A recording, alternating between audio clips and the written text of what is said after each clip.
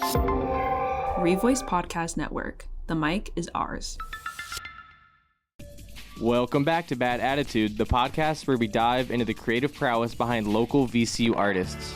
Bad Attitude was created by host/sound editor Brett Coleman and producer Abby DeCandia.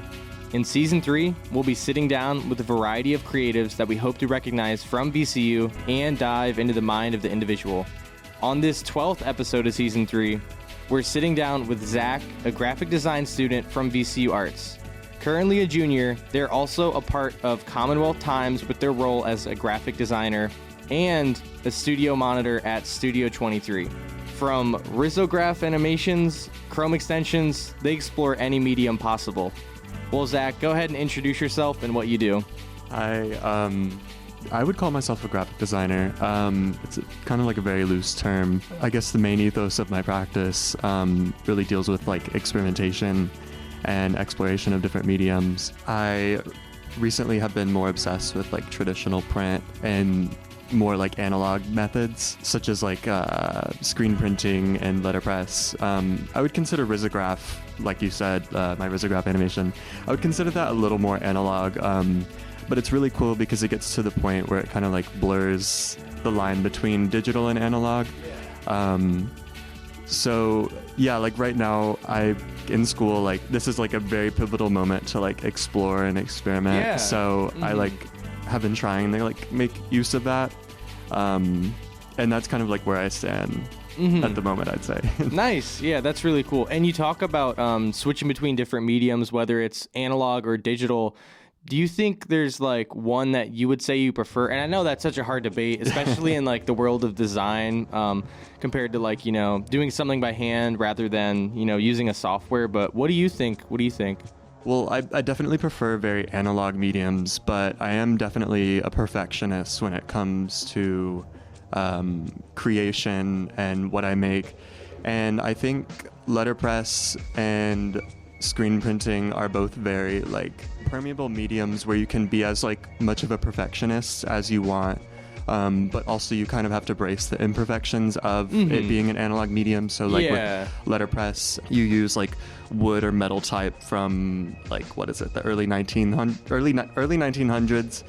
And so there's like obvious like little imperfections when you're printing, and screen printing, it's just like kind of a wild card sometimes, but I try to like embrace both sides. Yeah, because they both obviously have their like their positives going for them, but they each like have their uniqueness that is so distinct from the other, for sure. Yeah, definitely. And you're currently a junior at VCU? Yeah. Yeah, how would you say your time's been at VCU so far, especially in VCUarts? How's that been? Oh, it's definitely been like amazing. I've tried to make the most of it, especially being from very far out of state. I'm around like 13 hours from home. Where are you from Mississippi. Oh, wow. So South Mississippi. Nice.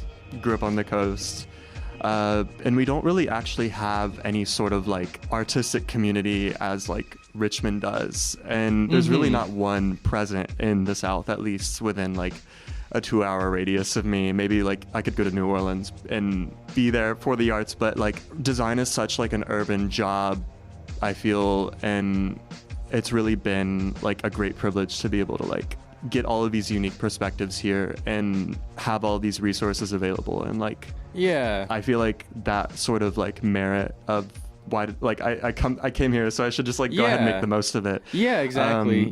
So yeah, I've been very passionate about like exploring my design practice and exploring like my interests. Yeah, you talk about growing up in Mississippi. Yeah, it makes sense, you know, growing up there and then coming here and really seeing this just world of many mediums in Richmond. There's a lot going on, the music, the graphic design scene, really like anything. What really made you decide on graphic design in the first place? What was the real genesis moment when you were like, wow, this could really be something I want to go into?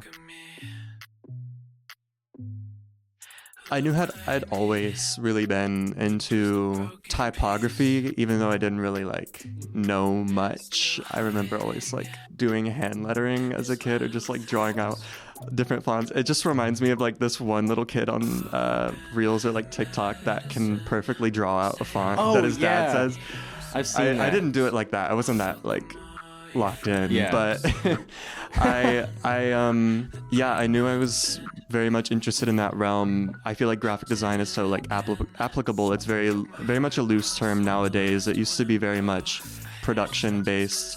Yeah. A very much production based practice. Like you'd have like a physical typesetter, you'd have all of these different like methods of production that were like decentralized, and now that we have like computers and such, like all of that is kind of like irrelevant. So it's all like within all the users, everybody can basically be a typesetter now. Yeah. But that has kind of pushed graphic design to be more of like a speculative almost practice, like more conceptual based, and I feel like that's what I enjoy about it, because I feel like there's just so much you can do. Yeah. There's like so much you can do, but also like just so many different avenues you can go down. Earlier this semester, we sat down one of your close friends, Marty Stasis. My beloved, yes. Yeah, and it's really cool. I'm mainly I have a huge interest in interviewing like musicians a lot, but it's been these graphic designers and kinetic imaging majors. They're really interesting, and they have like really interesting things to say, not just about like their work, but like their like out view on life, and it can be really interesting.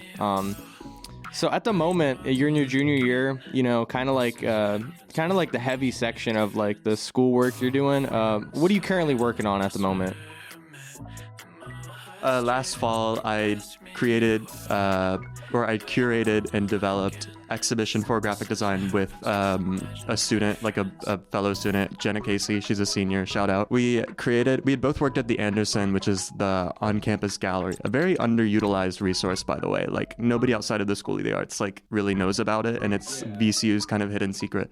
But we both worked there, and we met, and we decided that graphic design really needed like a space to shine, and they have just like a whole bunch of white cube galleries, like white walls.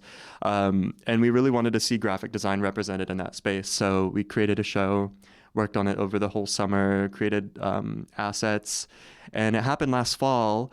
And it was a huge success. And now we're actually working on developing an exhibition catalog. So cataloging all of the works that were in the show and our whole process to it. And we actually got the VCUarts undergraduate research grant to fund like the whole production of that. Yeah, it was, I think we're making like 100 something copies of this book, which we can't sell, unfortunately. But it's been a really great learning process. We've been working with this one professor, Louisa Dale. She's an assistant professor, has an insane amount of knowledge on publication work, specifically with catalogs, which is why we chose her as our faculty mentor for the project. But right now, that's like a big project that's been under works. We finally got like the full book laid out. We're just updating like all of like the copy and like what to put in it. That book should be done by like early May 9th. Nice, yeah, that's and coming we might up. have like a little launch party. Yeah, that's a big thing. There's this space over on Main Street. It's called Ours, if you might have heard of it. It's ran by this person named Sam, I believe. We're trying to get our book launch to happen there. It's like a interesting like little community space. They host like shows, and you can have like book launches there. But we're trying to make it happen there. But that whole project has like kind of expanded my whole outlook into just kind of like publication and editorial work, and I think it's definitely something I want to like consider or go down like in the future past college. Yeah, it seems like that's giving you more like insight on maybe like other revenues to possibly go down with your work. Yeah, well, thank you so much for joining on Bad Attitude. Yeah, really interesting stuff. Really excited to see what you got in store.